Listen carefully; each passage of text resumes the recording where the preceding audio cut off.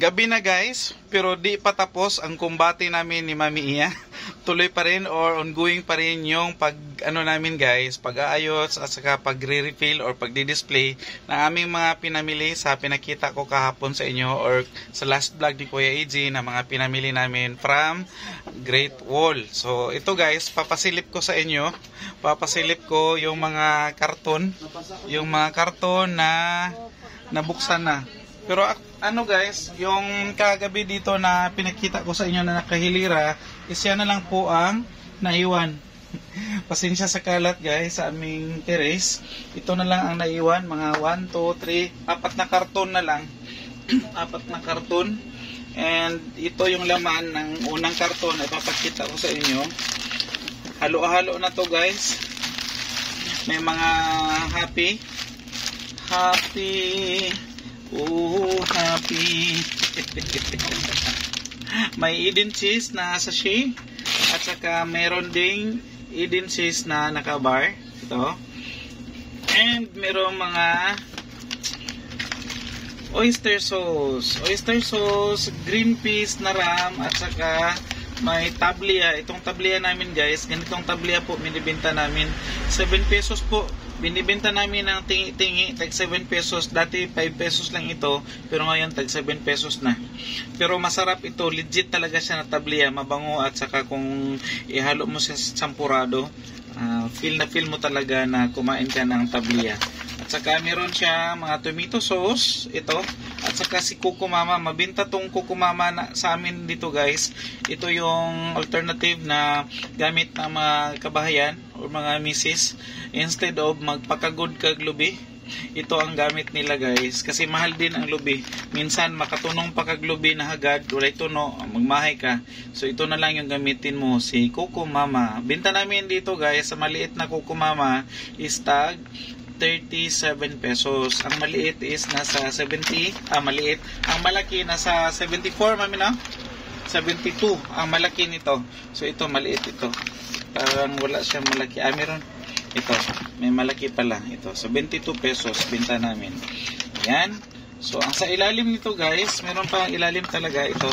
Mga dilata. Mga dilata na mga sardinas. Hindi ko na yan siya lungkatin. Basta yan. Yan ang laman. And next, itong next na karton is mga powder detergent, mga kala, mga wings, and mga surf powder. Ang laman nito. And sa ilalim nito guys is mga bar at saka kung ano-ano pang mga paninda. May mga puspuro pa guys. Yan. And next, itong balikbayan box. Napakalaki. Nahirapan kami nito guys. Magkarga kahapon at saka ngayon nahirapan din kami ubusin yung laman niya. Ang bigat. Pati pagbaba ko kagabi nito, di ko na siya na-videohan kagabi kasi ang hirap. So need kong ibaba lahat. So itong naiwan is mga canned goods yan. Puno ito guys, puno. Ganun kalaki siya oh. Para siyang balikbayan box. Grabe, sobrang laki talaga. Magreklamo pa sana ako bakit ganito kalaki. Mahirapan kasi si Kuya AJ na buhatin ito. Talagang mahirap talaga. So wala tayong choice. Hirap din sila sa karton doon. So wala. Ano na lang. Padayon na lang guys. So ito. May mga sardinas dyan. Halo-halo yan ng mga dilata. May maling na maliit. At saka merong mga laki 7 na karne norte. Ayan. So malapit-lapit na matapos guys. Shout out kay Mami Iya. Kasi iniwan ko din siya kanina. Nag-deliver ako ng tubig sa mga resellers namin. At saka itong last na karton, medyo hindi ganong kalakihan. Unlike doon sa isa na super laki. Mga dilata din ito guys. Sardinas, gatas, at saka kung ano-ano pang mga dilata. Hindi ko i-pricing guys. Basta yun ang laman ng ating mga naiwang karton dito. Ang sitserya is naumpisahan ko kagabing kumbatihin, hindi pa natapos. Andoon papakita ko din sa inyo ngayon. So ganun kakalat ang aming tindahan or itong terrace namin guys. Ito yung mga box ng pinaglagyan ng mga pinamili namin. So balik tayo dito sa loob. Yes. Ayan po. Ito yung ginawa ko kagabi sa ating sitsirya. Nailagay ko na sa lagayan, pati doon sa taas. Ayan po. At saka dito sa baba. So, ang pinakababa guys, hindi pa natapos.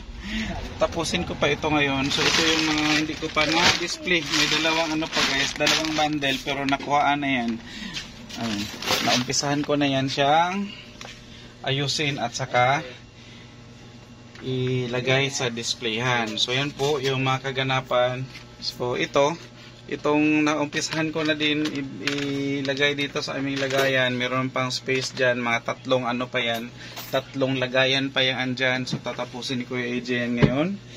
And dito sa loob nag-tour na si Kuya AJ.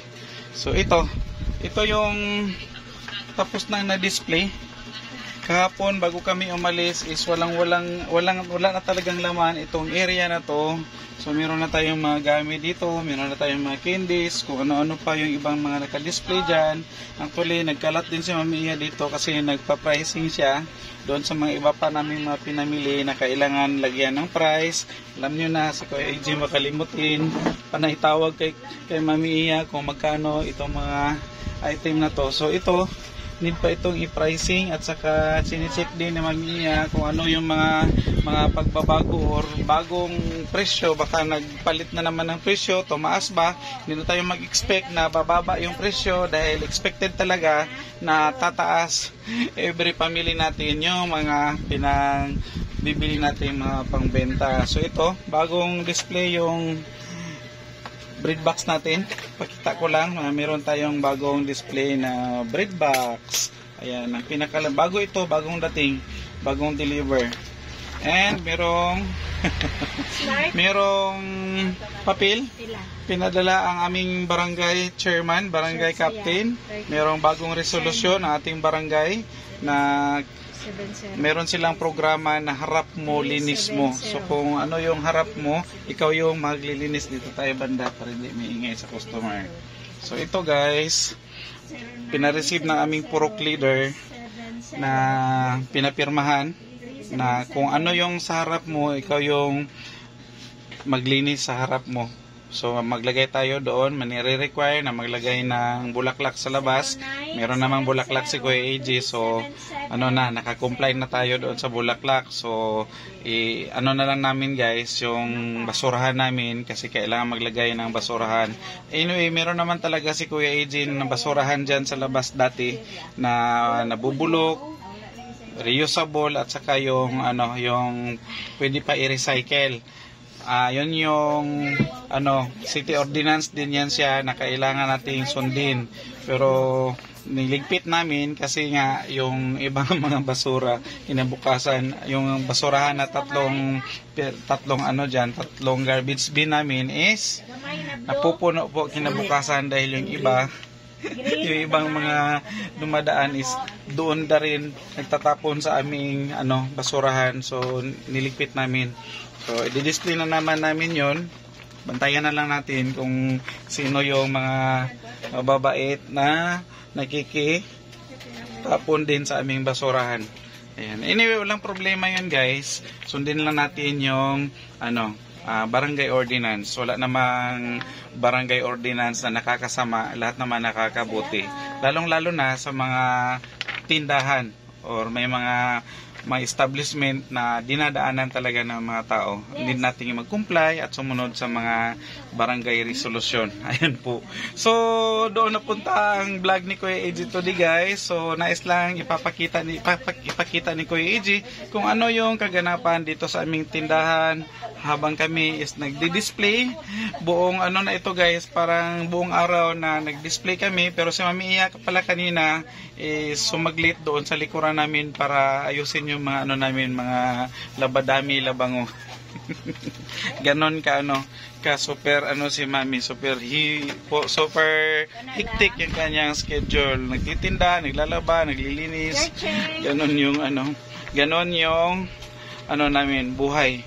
At alam ko lahat ng mga kasari, lalo na yung mga mami, mga inay dyan, mga housewives is nakaka-relate sa mga ganitong mga gawain at maganap sa ating tindahan. And that's all na lang for today mga ka-guys sa share ni Kuya AJ.